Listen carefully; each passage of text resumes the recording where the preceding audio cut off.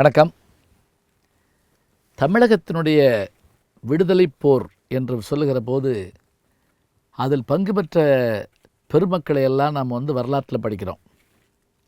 பலருடைய வாழ்க்கை வரலாறு படமாக கூட வந்திருக்குது. வீரபாண்டிய கட்டபொம்மனுடைய வாழ்க்கை வரலாறு, சின்னமருது பெரியமருதுடைய வாழ்க்கை வரலாறு, வ.உ.சி. அவர்களுடைய வாழ்க்கை வரலாறு எல்லாம் படமாக வந்திருக்குது. ஆனால் படமாக வரவேண்டிய ஒரு வீரருடைய வாழ்க்கை எது தெரியுங்களா?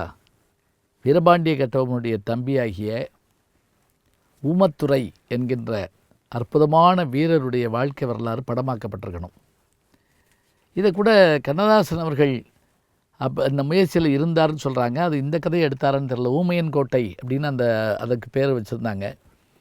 அது இந்த வரலாறுன்னு நமக்கு தெரியல. ஆனால் ஊமத்துரை பற்றிய வரலாற்றை நீங்கள் அறிந்து கொள்ள வேண்டுமென்றால்,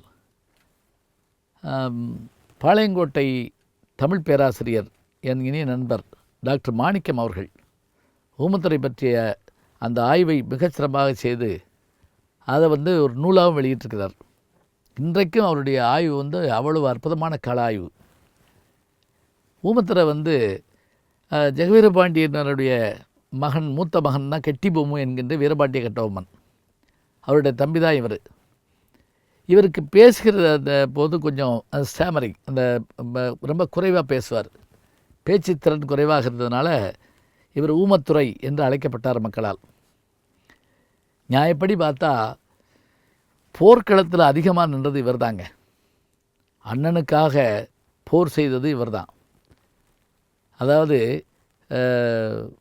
வெள்ளைக்காரர்களோடு சண்டை ஏற்பட்டது. அதற்கு முன்பாக கூட வெள்ளைக்காரர்களோடு நட்போடு இருந்திருக்கிறாங்க. பிறகு சண்டை ஏற்பட்டது.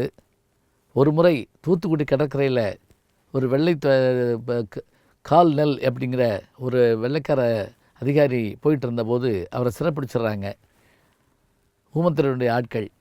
அப்போ அந்த அதிகாரியினுடைய மனைவி கண்ணீர் விட்டு என் கணவருடைய உயிரை காப்பாற்றுன்னு சொன்ன உடனே இவர் இறக்கம் கொண்டு என்ன பண்ணாராம், எங்களுக்கு உங்கள் அரசாங்கம் தான் எதிரியை தவிர நீங்களாம் எதிரி இல்லைன்னு சொல்லிட்டு அவரை விடுதலை பண்ணதோடு அவருக்கு வீர வாழ் ஒன்று பரிசு கொடுத்து ஒரு குதிரையும் பரிசாக கொடுத்து அனுப்பினாராம்.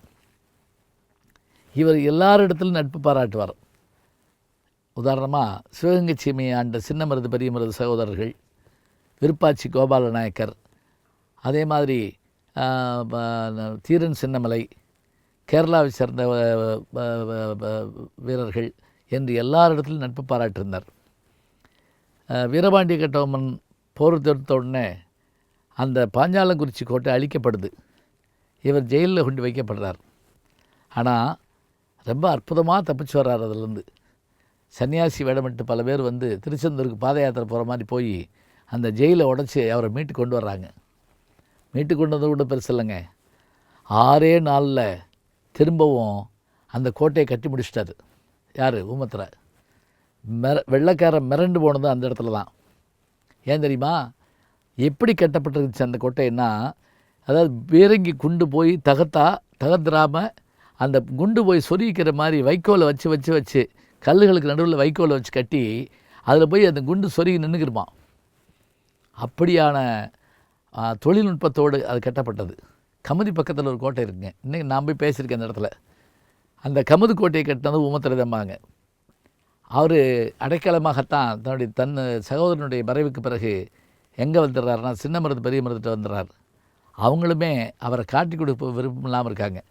அதன் காரணமாகத்தான் அவர்களும் கூட தூக்கிலிடப்பட்டார்கள். எத்தனையோ சாகசங்கள் புரிஞ்சு எத்தனையோ இதோட இவங்களை திரட்டி போர் செய்து வெள்ளைக்காரனை விரட்டணுங்கிற முயற்சி எடுத்துக்கிட்டாங்க. பல நாள் தன்னோட வாழ்நாளில் போர்க்களத்திலே கழித்தவர். அதுலேயும் என்ன செய்வாராம், வெள்ளையர்களை எப்படி விரட்டணுங்கிறதுக்கு ஒரு வைக்கோலை எடுத்து அப்படி பொடியாக்கி இப்படி கையில் அப்படி போச்சு ஃபூ அப்படின்னு ஊதுவாராம். அப்படின்னு என்ன தெரியுமா, அந்த வெள்ளைக்காரன் தூசி மாதிரி நமக்கு அப்படிங்கிற மாதிரி செய்வாராம். இப்படி கையில் அப்படி நசுக்கிட்டு அப்படி ஃபூன்னு ஒரு ஊதுவாராம். அந்த அந்த அந்த செயல்பாடே அவ்வளோ அருமையாக இருக்கும். இன்றைக்கும் கூட நாட்டுப்புற பாடல்களில் ஊமத்துரையுடைய பெருமை அவ்வளோ பேசப்படும். அவர் கடைசி காலத்தில் சிறைப்பிடிக்கப்படுறாரு. இங்கே நீங்கள் இப்போ இதுக்கு போனீங்கன்னா பார்க்கலாம், கெங்கவார்பட்டி பக்கத்தில் இருந்த ஒரு மலை பகுதிகளில் அவர் பிடிபட்டதாக கூட சொல்கிறது உண்டு. அவரை கொண்டு போய் 1801 அவர் தூக்கிலிடப்படுறாரு. இவருக்கு இன்னொரு சகோதரர் இருந்தார். அவர் தான் சிவத்தையாங்கிறவர். நீங்கள் வீரபாண்டிய கட்டபொம்மன் படத்தில் கூட இப்போ போருக்கு கிளம்புற போது ஒரு குழந்தை அப்பா பெரியப்பா அப்படின்னு ஓடி வரும். ஏன்னா வீரபாண்டிய கட்டபொம்மனுக்கு நேர்வாரிசு கிடையாது. அப்படி ஓடி வரக்கூடிய அந்த சின்ன குழந்தை வந்து ஊமத்திரனுடைய குழந்தை அப்படிம்பாங்க.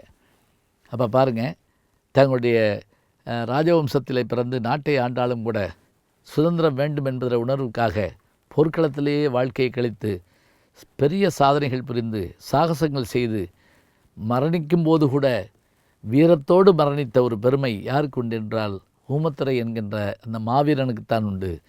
இவருடைய வரலாறு பேசப்பட வேண்டும், திரைப்படமாக எடுக்கப்பட வேண்டும்.